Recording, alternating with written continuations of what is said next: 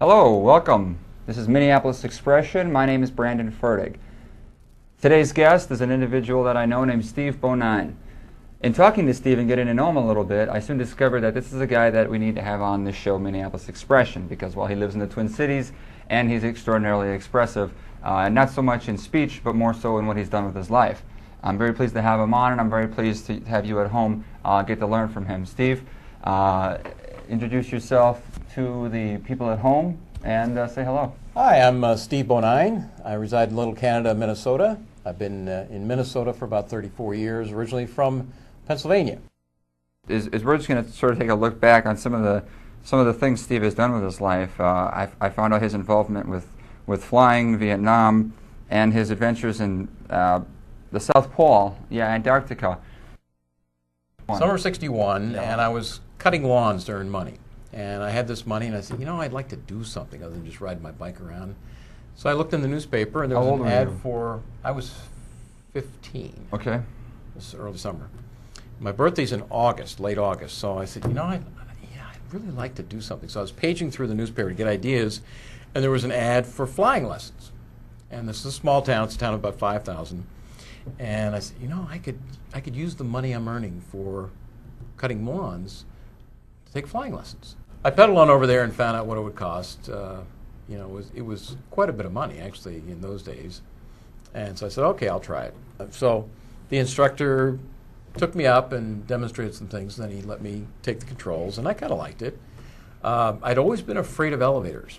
It's the feeling you get in your stomach when you go up and it kind of leaves your stomach. Yeah, that's all over in an airplane. Right, it is. But Did you consider that when you...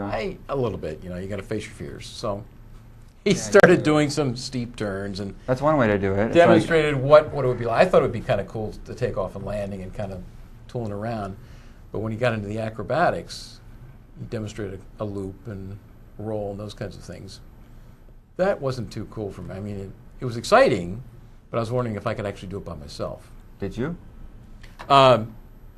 I didn't get a chance to, no. Okay. At that time, I did not get a chance to. So I got to the point, I took the flying lessons, I got pretty good, and I was getting ready to solo. And this is getting towards the end of August in that year.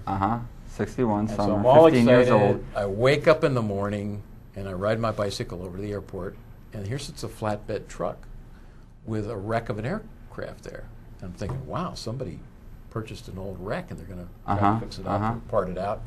So I went in and I said, I'm ready for the solo. And he said, oh, you didn't hear? That was your instructor's plane out there. There was a Navy aircraft that crashed into the shopping center last night, and he wanted to see what it would look like from the air. So he took his wife and his small daughter up in the twin engine. And as he was taking off, he was so excited he wanted to make sure he got it up in the air before the light failed, so he could actually get a shot of it. Oh. He didn't switch the tanks, and so there's just enough in the one tank that it was positioned to, enough fuel in the one tank to get him up in the air about 500 feet, and then both engines stopped. And they crashed. And they crashed. They came down, they crashed, and both he and his wife were killed instantly. His daughter was thrown through the plexiglass windscreen, severely injured, but she lived. And how old was she? She was 3.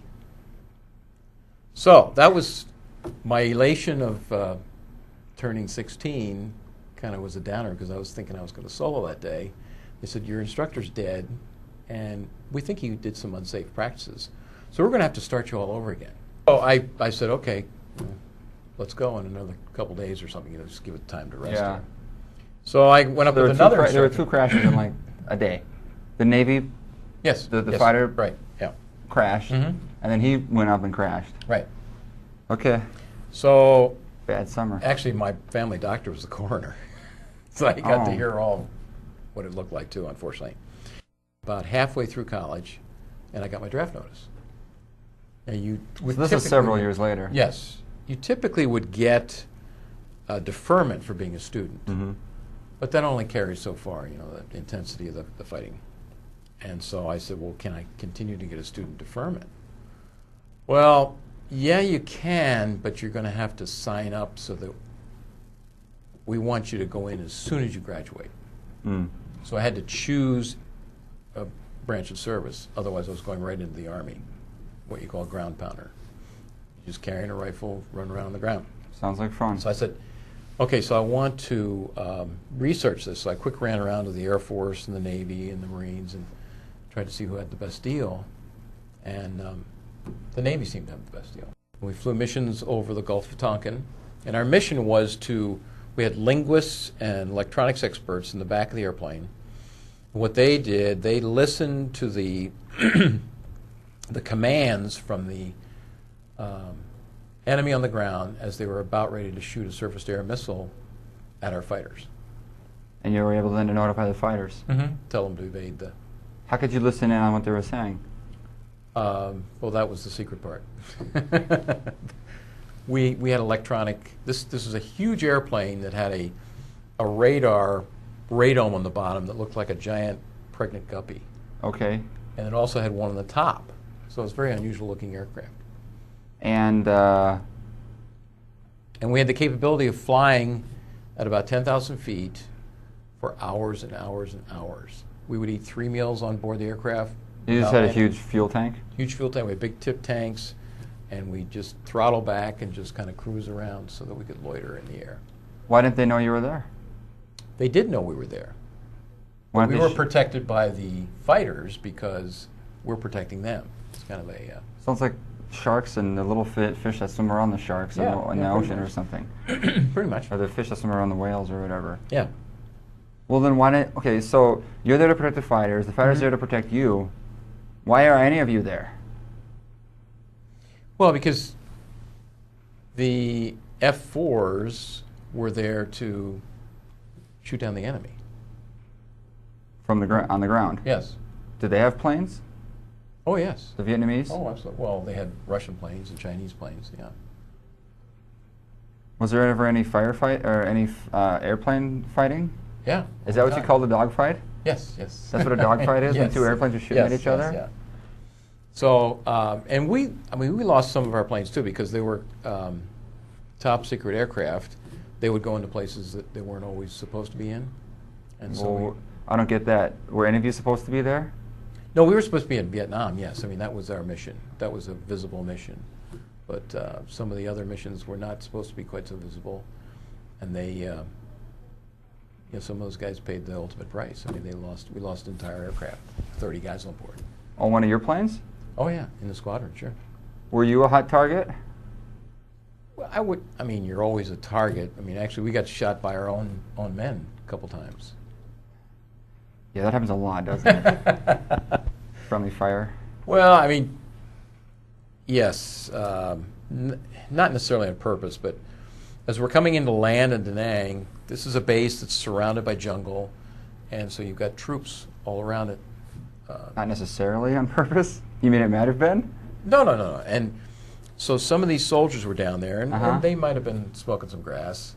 This is late at night. And as we're coming in, we turn all of our, the runway lights are turned off, or landing lights are turned off, and last minute you turn the landing light on because that kind of provides a target for yourself. And then as soon as you turn those landing lights on... Should have flew in during the day, dude. Yeah, well, we do fly during the day. We land a lot of times at night. I would have flew in before dusk. So anyway, coming in with this big lumbering aircraft coming in, and these guys are down on the ground, and they might say, hey, let's shoot that, man. That looks cool. And, we take a couple hits. A couple of bullets didn't hurt anything now, did they? Well, I mean, as long as it didn't hit... A person? Yeah, but I mean, you could feel them hitting. You just feel like You a knew ting, you ting, were ting? Yeah. You're like, oh, no. So Freaked out, right? You Yeah, thought it was and- enemy fire. Yeah, and so, I was pretty naive when I got to Vietnam because I was walking across the tarmac towards the barracks where we lived.